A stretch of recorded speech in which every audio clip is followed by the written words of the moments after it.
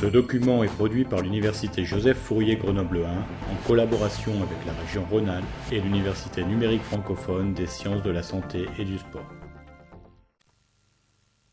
Nous allons voir dans ce chapitre, de façon très simplifiée, les différents moyens qu'a la cellule pour communiquer et avec qui elle communique, c'est-à-dire en particulier les cellules et la matrice extracellulaire. L'organisme est constitué de 10 puissance 13 à 10 puissance 14 cellules d'environ 200 types différents. La spécialisation des cellules amène une dépendance les unes vis-à-vis des autres pour leur survie et leur fonction. Seule l'activité coordonnée des cellules spécialisées est viable, d'où le développement de multiples systèmes de communication. Voici le plan qui sera suivi dans ce chapitre. Nous allons voir que deux cellules peuvent communiquer de trois façons différentes. Via des jonctions communicantes ou des jonctions gap, c'est-à-dire qui mettent en relation les cytoplasmes, des contacts physiques par le biais de structures spécialisées, que sont les molécules d'adhérence, et les signaux diffusibles. Les cellules émettent et reçoivent ainsi de très nombreux signaux. Cette quantité importante de signaux, de différentes natures, implique l'existence de structures spécialisées dans la réception de certains signaux, ce sont les récepteurs. Le signal perçu est ensuite intégré pour aboutir à l'effet biologique. L'ensemble des messages parvenant à la cellule sont intégrés et modifient son activité, c'est la réponse biologique. La communication cellulaire est une nécessité comme nous venons de le voir. C'est une nécessité physiologique pour obtenir une coordination à l'échelle de l'organisme. C'est une nécessité biologique car une cellule isolée entre dans un programme de mort. Les cellules composant les organismes pluricellulaires sont des entités sociales, au moins dans les conditions normales. La cellule est une entité sensible à tous les paramètres de son environnement et ne réagit pas uniquement en fonction des signaux émis par les autres cellules. L'environnement cellulaire, ce sont d'abord les autres cellules, la matrice extracellulaire, c'est-à-dire des protéines formant un support physique ou substratum, et le fluide dans lequel baignent ces cellules qui contient des ions, à un pH particulier, une pression osmotique. À l'exception d'une brève description de l'adhérence cellulaire à la matrice, nous nous limiterons dans cette partie à la communication cellule-cellule. Nous allons commencer avec les jonctions communicantes. Vous avez ici une vue en microscopie électronique à transmission, en haut à gauche, et en microscopie électronique à balayage, en bas à gauche, d'une jonction communicante ou jonction gap. Les jonctions gap sont des zones discoïdales de 0,2 à 0,3 micromètres de diamètre. Ce sont des zones de rapprochement des membranes plasmiques de deux cellules voisines, donc l'espace intercellulaire est réduit à 2 ou 3 nanomètres, comme on le voit sur la photo en haut à gauche. Ces structures regroupent plusieurs centaines de pores ou canaux. À droite, vous avez une vue schématique de la même jonction où on observe effectivement un certain nombre de pores dans une zone discoïdale. Les jonctions communicantes sont surtout présentes sur la face latérale des cellules épithéliales, mais on en retrouve également dans les fibroblastes, les cellules musculaires, les astrocytes, les neurones et d'autres types encore. Les pores sont des canaux transmembranaires mettant les cytoplasmes de deux cellules voisines directement en relation. Un pore est formé de deux connexons, l'un en face de l'autre, chacun situé dans une membrane d'une cellule. Chaque connexon est formé de 6 connexines, c'est donc un hexamère. Elles permettent le passage de petites molécules hydrophiles d'une taille inférieure à 1000 ou 1500 Dalton. Les jonctions gap constituent la méthode de communication la plus directe entre deux cellules. Elles n'ont pas de rôle mécanique, car elles sont très peu ou pas du tout en relation avec le cytosquelette. Les connexines qui constituent ces canaux sont une famille de glycoprotéines membranaires de 23 à 43 kDa selon les tissus. Elles contiennent 2 domaines extracellulaires très conservés, 4 domaines transmembranaires en alpha-hélice hydrophobes et les extrémités N et C terminales intracellulaires. Elles se mettent en relation de façon homophile et cela est dépendant du calcium. Comme on le voit sur la figure de droite, cette structure peut glisser pour se fermer, ainsi la jonction gap n'est plus opérationnelle. Le rôle des jonctions gap est le couplage métabolique, donc le passage de petites molécules, ou électrique, donc le passage d'ions, entre des cellules voisines. Elles sont en particulier utilisées pour le passage des métabolites, donc les sucres, les acides aminés, le passage des peptides et des nucléotides, donc l'ATP, l'ADP, l'AMP et l'AMP cyclique. L'AMP cyclique, ou AMPC, est un second messager, nous verrons plus tard, qui peut passer d'une cellule à l'autre, ce qui étend la réponse aux cellules voisines de la cellule stimulée. Par contre, il n'y a pas de passage de protéines ou polysaccharides et acides nucléiques. Ces jonctions sont à la base de la communication au niveau de la synapse électrique. C'est une transmission qui est bidirectionnelle avec un délai synaptique quasiment nul. Cette synapse est donc particulièrement bien adaptée à la transmission d'un rapide potentiel d'action d'une cellule à l'autre. Elle est essentiellement retrouvée chez les invertébrés pour la fuite des insectes ou des poissons. Chez les vertébrés supérieurs, elle est plutôt rare. On va la retrouver dans l'hippocampe pour des phénomènes de mémorisation ou au niveau des cellules musculaires lisses de l'intestin pour le péristaltisme. Nous allons voir à présent que la synthèse et la fonction de ces jonctions est régulée afin de réguler justement la perméabilité. Les jonctions GAP servent notamment à la synchronisation des contractions musculaires. C'est le cas par exemple dans le myomètre. Leur synthèse est importante juste avant l'accouchement, sous l'influence des œstrogènes.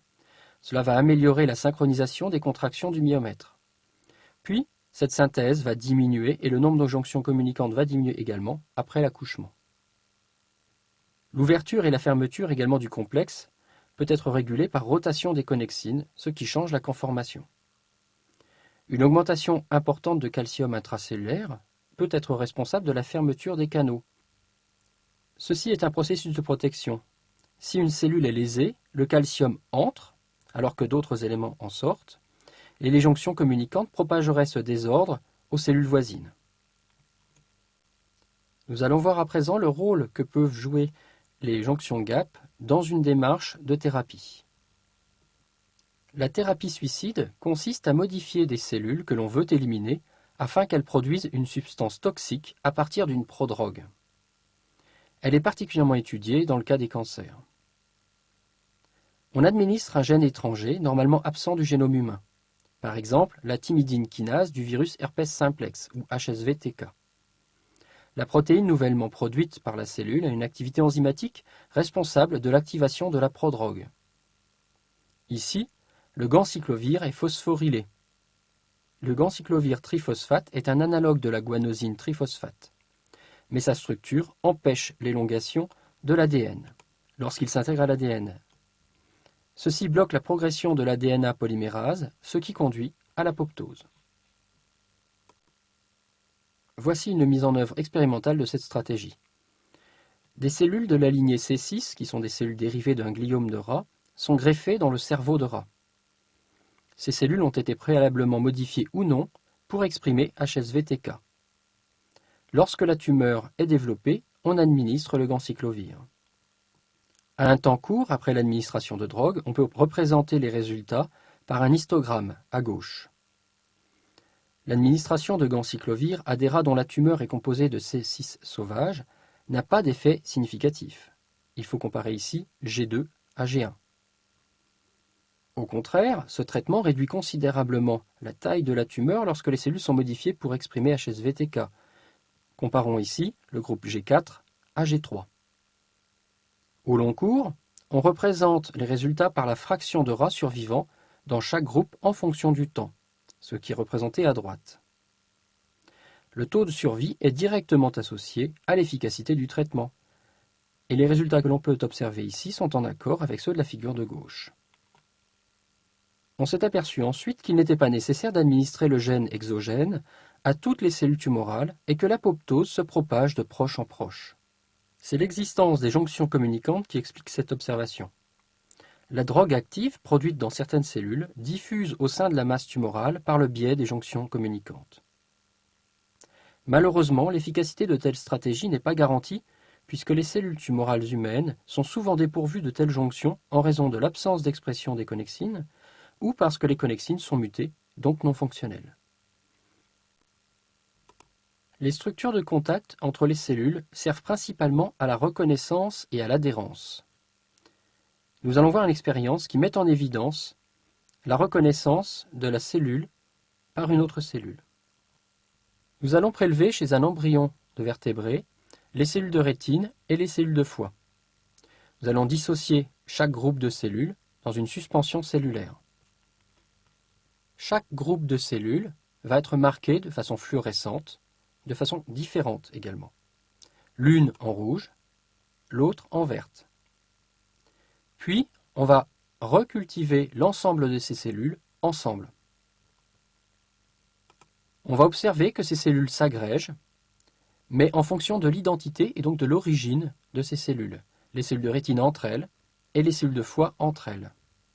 Cette expérience démontre que deux cellules identiques ou différentes peuvent se reconnaître et adhérer l'une à l'autre de façon exclusive. Les structures d'adhérence intercellulaire seront développées dans le cours d'un autre enseignant de biologie cellulaire. Il existe des molécules membranaires qui participent à la communication entre deux cellules, mais qui n'ont aucun rôle dans l'adhérence cellulaire. Les molécules Fas et son ligand, donc Fas-ligand, sont un exemple. La molécule Fas-ligand est un membre de la famille du TNF, facteur impliqué dans la régulation de l'apoptose et de la survie.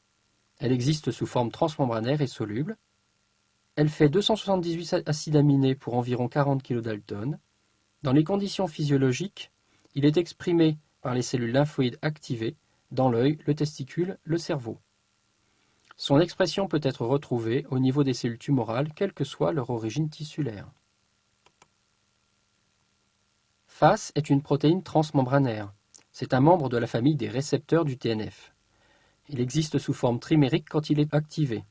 Il fait environ 335 acides aminés. Son expression est ubiquitaire, c'est-à-dire qu'il est exprimé par toutes les cellules d'organisme, dont les lymphocytes T. Fas-ligand est avant tout impliqué dans l'élimination des cellules qui sont la cible du système immunitaire. On voit ici une cellule cible exprimant Fas, donc un récepteur de mort. La cellule immunitaire effectrice, lymphocyte T, exprime Fas, non figuré, et Fas-ligand. Lors du contact entre les deux cellules, le ligand et le récepteur s'associent, Fas se trimérise, ce qui active une cascade intracellulaire d'activation des caspases, ce qui conduit à l'apoptose des cellules cibles. Les mécanismes de l'apoptose seront traités ultérieurement par le professeur François Berger. Fas permet également de neutraliser le système immunitaire, sinon de l'exclure. Ceci correspond à la notion de privilège humain. La définition du privilège humain est un site où les réponses immunes sont limitées ou absentes. La prise de greffe de tissu y est bien meilleure que dans les autres sites. Les sites du privilège humain sont physiologiquement le cerveau, l'œil, le testicule, les ovaires, l'utérus pendant la grossesse, et de façon pathologique, la tumeur. Cette propriété est sans doute due au fait qu'une inflammation pourrait gravement mettre en péril la fonction ou l'intégrité des organes considérés. Le cerveau et la chambre antérieure de l'œil sont des environnements particulièrement fragiles et sensibles. Et pour l'utérus, c'est pour prévenir le rejet du fœtus. Nous allons voir les expériences qui ont conduit Medawar à la notion de privilège humain qu'il a développée en 1948. Medawar a eu le prix Nobel de physiologie-médecine en 1960. Medawar a fait des expériences de greffe de tissu chez des lapins préalablement immunisés ou non.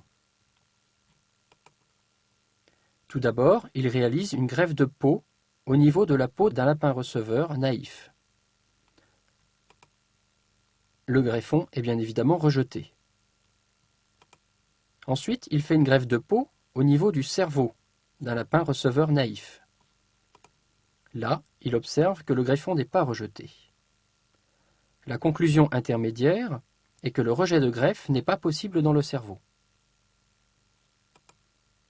Sa troisième expérience est le fait qu'il greffe au lapin qui a déjà reçu une greffe au niveau de la peau et qui a rejeté un deuxième greffon, mais cette fois-ci de façon intracérébrale. Ce qu'il observe, c'est que le greffon est rejeté. En conclusion, un rejet de greffe peut bien s'opérer dans le cerveau. Or, nous savons que le rejet de greffe se fait en deux étapes. Tout d'abord, la reconnaissance du greffon comme tissu du non-soi, présentation de l'antigène, puis rejet, donc destruction proprement dite, du greffon. Les expériences de Medawar démontrent que si le rejet de greffe peut se faire dans le cerveau, celui-ci est dépendant d'une présentation préliminaire des antigènes. Ici, la greffe a été premièrement faite au niveau de la peau. En d'autres termes, les activités de présentation de l'antigène sont particulièrement faibles dans le cerveau, ce qui diminue d'autant les capacités de rejet de greffe. En pratique, les greffes survivent mieux dans le cerveau que partout ailleurs. Cela a conduit Medawar à proposer que le cerveau est un site de privilège humain. Les applications permises par cette propriété sont la greffe au niveau du tissu cérébral, comme cela a été réalisé en 1994 pour améliorer l'état clinique de patients parkinsoniens. Les raisons pour lesquelles le cerveau est un site de privilège humain sont les suivantes. Tout d'abord, l'existence de la barrière hémato-encéphalique, qui exclut partiellement les effecteurs humains, immunoglobulines, compléments, cellules.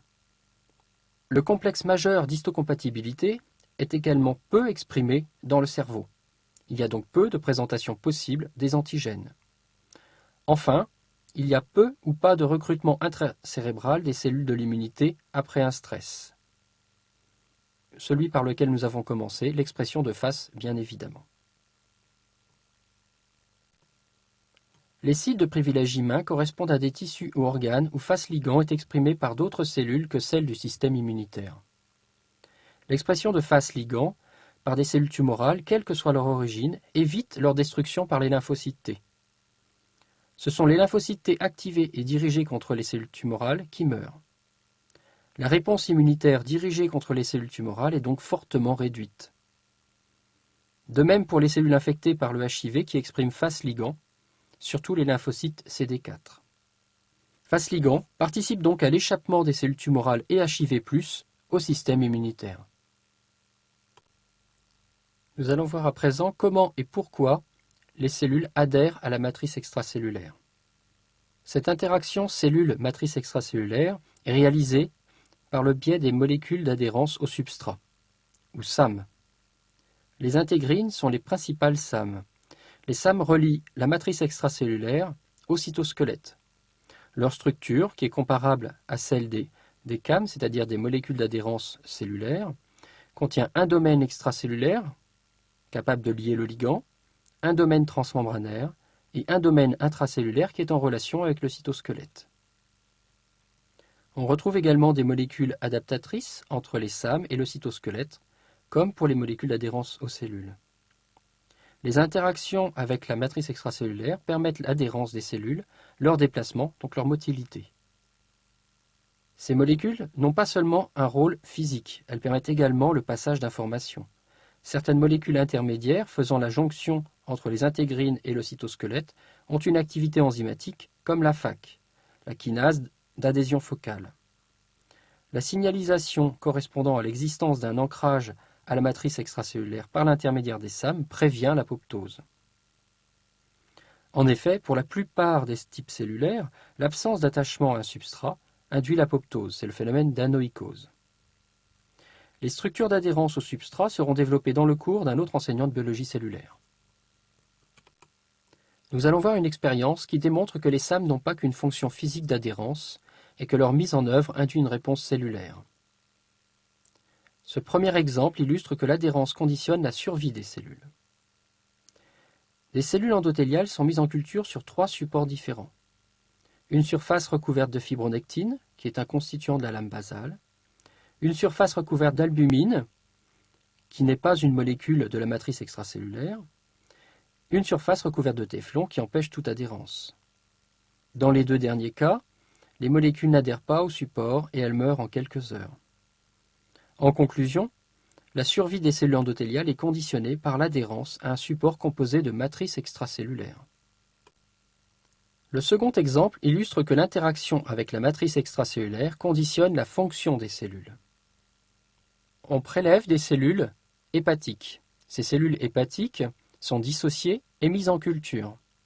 On peut considérer que les hépatocytes in situ, donc dans le foie, étaient confluents et exprimaient des gènes spécifiques tels que l'albumine et des enzymes.